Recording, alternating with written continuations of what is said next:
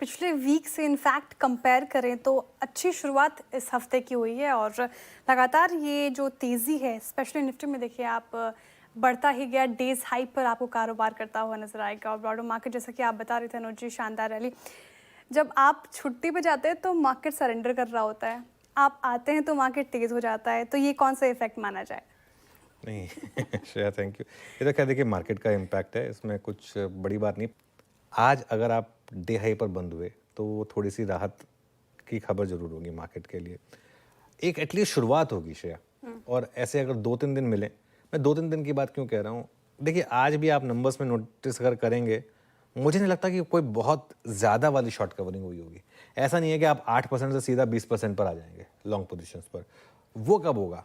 वो होने के लिए ये जो FIs हैं, ये जब शॉर्ट पोजिशंस ये आज की रैली से शॉर्ट नहीं कवर करने वाले। ये 24,750 24,800 करेंगे भी तो वीक वाले शॉर्ट कवर होंगे।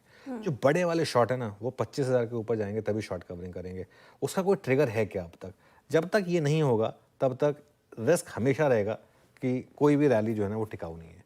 मैं हमें एक चीज़ बोल रहा हूँ, ये नहीं है कि सिर्फ आज हम सिर्फ 150 पॉइंट ऊपर भाग गए तो इसके लिए मैं अपना वो उस हिसाब से व्यू ले लूँगा, नहीं। एक रिस्क हमेशा रहेगा। अच्छा, एक चीज़ और भी है कि थोड़ा सा मार्केट शायद वो RBI की मॉनेटरी पॉलिसी से पहले भी थोड़ी सी पोजीशनिंग करना चाहता है अपने आप को, तो वो भी एक फैक्टर हो सकता है यहाँ पर। यहाँ तक लेवल्स की बात है, निफ्टी पर 24,650 से 24,750 का एक जोन है, वो रेजिस्टेंस लेवल है। और उसके बाद बड़ी रेजिस्टेंस 24,750 से 24,850 की है। अच्छी चीज़ आज ये हुई कि निफ्टी ने आज अपने फर्स्ट सपोर्ट जोन को बचा लिया 24,550 से 24,600, और सेकंड सपोर्ट तक जाने की ज़रूरत ही नहीं पड़ी। ये एक अच्छी चीज़ हुई एक गैप अप के बाद। बैंक निफ्टी की जहाँ तक बात है, बैंक निफ्टी थोड़ा सा वॉलेटाइल है, ये कॉमा गलत लगी, इसको हटा दीजिए। 55,200 से 55,400 बेसिकली ये है सपोर्ट लेवल आज बैंक निफ्टी का, और रेजिस्टेंस करीब करीब 55,600 से 55,800 के बीच में है। लेकिन श्रेया देखिए क्या होता है जब मार्केट इतने दिनों के बाद ग्रीन में आता है ना, एक नॉर्मल आपकी सेंस होती है कि सब कुछ खत्म हो गया, वर्स्ट इज ओवर। हो सकता हो भी गया हो, लेकिन बहुत ज़्यादा जल्द।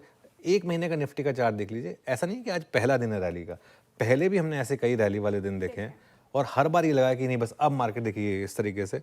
आज शॉर्ट्स का भी क्या होता है, शॉर्ट्स को भी ना नए अगर शॉर्ट्स और क्रिएट करने हो तो थोड़ा तो मार्केट में रैली हो तभी करेंगे ना, वरना हर लोअर लेवल पे करेंगे तो फिर वो मार्केट वन वे हो जाएगा, उसमें कोई पैसा नहीं बनाता। तो इसके लिए ये भी एक व्यू रहेगा। इसके लिए मैं कह रहा हूँ जब तक आप 25,000 के ऊपर नहीं आ जाते डिसाइसिवली। और इशू क्या होता है जब मार्केट का ट्रेंड एक तरफ का होता है ना, तो उसके बाद जो दूसरे तरफ का मूव है ना, वो भले ही 4-5 घंटे चले, मार्केट को एक कैंडल लगती है। मतलब क्या होता है इसमें, एक कैंडल चाहिए मार्केट को पूरी की पूरी रैली गायब करने में। और ये हो सकता है, कई बार होता है ये, तो इसके लिए बहुत ज़्यादा एक्साइटेड होने की ज़रूरत नहीं है अभी। हाँ, बस ये है कि थोड़ी सी शॉर्ट कवरिंग जरूर हुई है। कि जो हालांकि आप भी मेंशन कर रहे थे कि मार्केट में उतनी स्ट्रेंथ की कन्विक्शन नहीं बन पा रही है, तो कौन से ऐसे ट्रिगर्स होंगे जो बाजार में इस रैली को कंटिन्यू कर सकते हैं? अभी लक्ष्मण जी ने जो खबर बताई, क्या ऐसे ट्रिगर्स या फिर कोई पॉलिसी में कोई बड़े अनाउंसमेंट हो जाए वो कहीं ना कहीं बाजार को संभाल सकते हैं? देखिए इस मार्केट की दिक्कत क्या रही है, इस मार्केट की दिक्कत अर्निंग से, ट्रिगर वहीं से आना है। और वो कैसे आएगा? अब कल परसों RBI की पॉलिसी अनाउंसमेंट आएगी, उसमें अगर और लिक्विडिटी वाले स्टेप्स आ गए और उसके साथ साथ कुछ पॉलिसी स्टेप्स आ गए अगर श्रेया, तो उस वजह से एक और ट्रिगर की अब सब कोई बात कर रहे हैं कि अब बस फेस्टिव सीजन स्टार्ट होने वाला है कुछ ही दिनों में। देखिए मुंबई में जो सबसे बड़ा फेस्टिवल है गणपति फेस्टिवल, वो शुरू हो जाएगा। उसके बाद रक्षाबंधन उससे पहले ही हो जाएगा, उसके बाद गणपति, फिर दशहरा, दिवाली। ये फेस्टिव सीजन में अगर इशू क्या है कि फेस्टिव सीजन में डिमांड तभी बढ़ेगी ना जब लोगों की जेब में पैसा होगा, तो वो बहुत बड़ा टेस्ट होगा इस मार्केट का।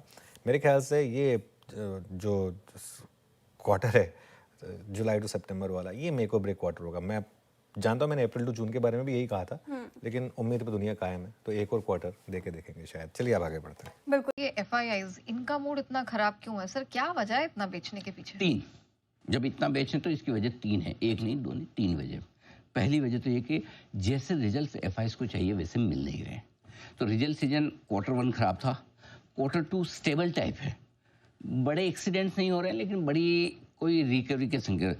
जितने मैनेजमेंट से आप बात करेंगे सब सेकंड हाफ की बात कर रहे हैं, ठीक है। तो कोई Q2 में रिकवरी की बात करने वाला अभी तक कोई बड़ा मैनेजमेंट आया नहीं कि मेरी इसी तिमाही से मामला ठीक चल रहा है, और राइटली सो। जब ग्लोबल मार्केट्स में इतनी अनसर्टेनिटी है, टेरिफ डील को लेकर चिंताएं चल रही है। अच्छा, कुछ बिजनेस अच्छा करना चाहते थे लेकिन मानसून की वजह से डिसरप्शन हो गया, बारिश वगैरह हो गया। सो कुछ जो बारिश के समय जो बिजनेस बारिश नहीं होने पर चलते हैं वो नहीं चल रहे हैं, जो बारिश होने पर नहीं चलते वो तो नहीं चल ही रहे हैं। वो सारी चीज़ें तो कुल मिला के सेकेंड क्वार्टर पे आपका ढीला जाएगा। ये जो चालू तिमाही है ना, जो सितंबर में खत्म होगी, उसको लेके कौन, हाँ ये बात जरूर है कि अगले 6 महीनों को लेकर, सेकंड हाफ को लेकर ज्यादातर कमेंट्री पॉजिटिव आ रही है।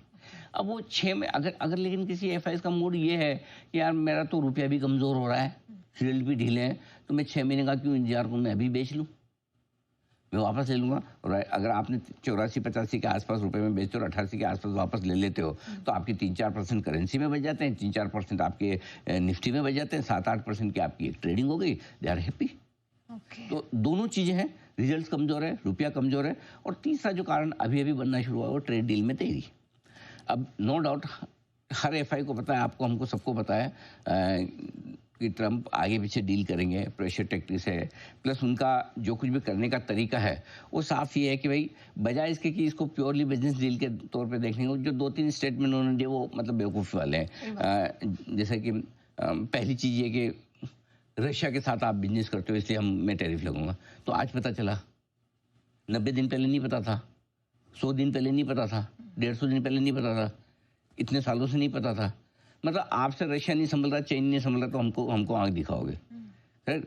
तो एक दूसरा, पाकिस्तान से तेल सबको पता है उधर क्या तेल छोड़ के पानी नहीं है, इधर सिंधु से पानी छोड़ेंगे तो वहाँ पहुँचेगा, बराबर, वो क्या तेल बेचेंगे हमें, ठीक है। तीसरी चीज़ डेड इकोनॉमी, मेरे को लगता है कि हिंदी इंग्लिश का फर्क है, वो बोलना चाहते होंगे 1.5 हमारी इकोनॉमी 1.5 गुना होने वाली है यहाँ से।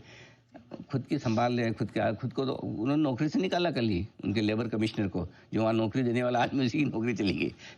क्या अमेरिका है, जिसका काम दुनिया को, उनके पूरे अमेरिका को नौकरी देने वाला है, उसी की नौकरी चली गई, है ना, मज़ेदार बात है। उनके रोजगार के आंकड़े बहुत ख़राब थे, जब बताया ना, उन्होंने नौकरी से निकाल दिया उनके जो लेबर कमिश्नर को, तो इसलिए निकाला कि एक तो 1 लाख के बजाय 73,000 ही नौकरियाँ लगी थी, वो तो कोई बहुत बड़ी बात नहीं। लेकिन जून और मई के आंकड़े जो उन्होंने बताया, जून में बोला 1.5 लाख नौकरियाँ लगी चाहे उधर जा रही, मई में बताया खाली 19,000 ही। तो ट्रम्प बोले भाई तुम कैसे बना रहे हो डेटा बेटा, MIS तो बराबर दो, नौकरी देने वाले की नौकरी गई, ठीक है। एनीवे, अच्छा बाय द वे, अमेरिका के भी जो ये लेबर आंकड़े हैं ना, ये कोविड के बाद के सबसे लो है। अब पहली बार इन आंकड़ों में अमेरिकी बाजार को डर लगा है। किस चीज़ का? एक टैरिफ का असर दिख रहा है, नौकरियां जा रही है, नौकरियां लग नहीं रही, बेरोजगारी बढ़ रही है, ये अब डर लगा। अब इस डर में एक तो डर ये है कि इकोनॉमी खराब हो रही है टैरिफ की वजह, दूसरी उम्मीद है कि ब्याज दरें घटेंगी। तो अब हमारे लिए क्या काम का है? टैरिफ के डर से अगर अमेरिकी बाजार घटते तो हमारे बाजारों पर असर ज़्यादा होता है, क्योंकि हम टैरिफ से डायरेक्टली रिलेटेड है। घटे तो अपने आर्थिक आंकड़ों की वजह से घटे, पहली चीज़। दूसरा, ये डेटा आने से अमेरिका में ब्याज दरें घटने की उम्मीद अब बढ़ जाएगी।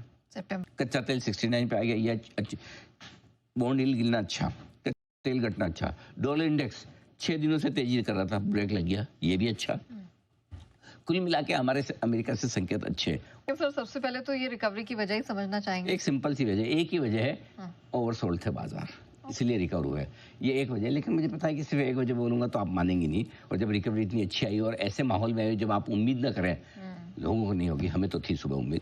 हमने तो आज 2 डेटा आपके सामने ऐसे रखे जिससे हमने कहा कि रिकवरी बनती है, एक निफ्टी के डेटा थे, एक एफआईएस के डेटा थे। अब मैं बता दूं रिकवरी आने की वजह ओवरसोल्ड थी, लेकिन ये ओवरसोल्ड कब और कैसे हुई वो समझना जरूरी है। एफआईएस की इंडेक्स फ्यूचर्स में लॉन्ग पोजीशन घटकर 8.6% पर आ गई थी, 9% से नीचे, राइट।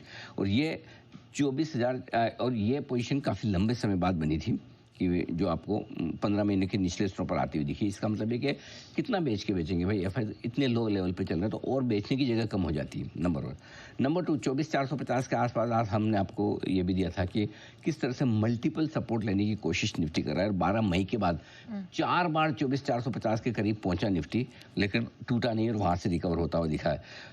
ये दूसरी चीज़। तीसरी चीज़, अगस्त 2023, 2 साल बाद ऐसा हुआ है नेहा जी कि लगातार 5 हफ्ते निफ्टी नेगेटिव बंद हुआ है। अब वो पिछली बार अगस्त 2023 में हुआ था, अब वापस जाके हुआ, तो ऐसा तो क्या खराब हो गया बाजार के, ताला थोड़ी लग जाएगा, राइट। तो वो भी एक थोड़ा ओवरसोल्ड, ये सारे ओवरसोल्ड होने के निशान हैं आपके लिए।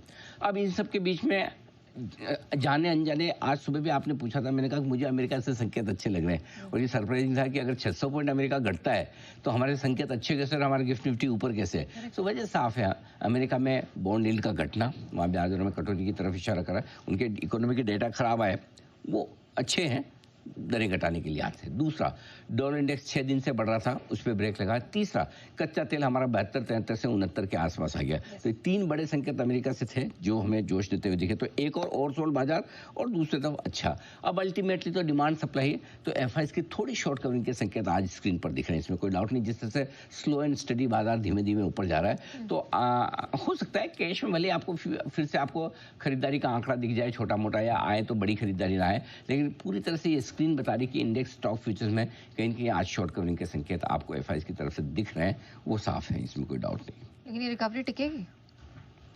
हाँ, अगर और मगर के साथ। अच्छा, क्या अगर ये है कि 24,450 न टूटे, और मगर ये है 25,000 के ऊपर नहीं निकलेंगे। दोनों ही तरफ है। हाँ, नहीं क्या करेंगे हम, मतलब मैं कोई अपने मन से अपने घर से तो लेवल नहीं ला सकता। जो स्क्रीन बता रही, जो मार्केट बता रहा है, वही बताना पड़ेगा। मेरा बस चले तो कब से 26,277 के पार निकाल देता निफ्टी को, राइट। लेकिन जो बाजार बोलेगा हमें वही कहना पड़ेगा और वही बताना पड़ेगा। तो 24,450 न टूटे तो 25,000 तक की रिकवरी हो सकती है। क्यों हो सकती है, वो मैंने सुबह ही बताया।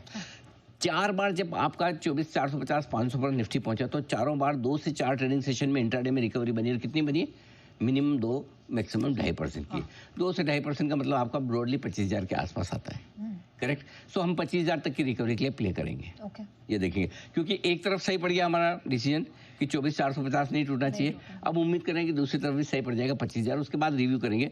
पहला 25,000 पे जाके रुकना चाहिए, ये रिकवरी का हमारा टारगेट है। अब नीचे में 24,450, 24,550 अब थोड़े से समय के लिए मजबूत सपोर्ट रहेगा, इसको हम आसानी से नहीं टूटेंगे। और ऊपर में तुरंत आज के लिए जो ऊपर का टारगेट है 24,765 से 24,850 तक का, आज से लेकर कल सुबह तक का टारगेट, ये आपके लिए निकल कर आता है। ठीक है। क्लियर है?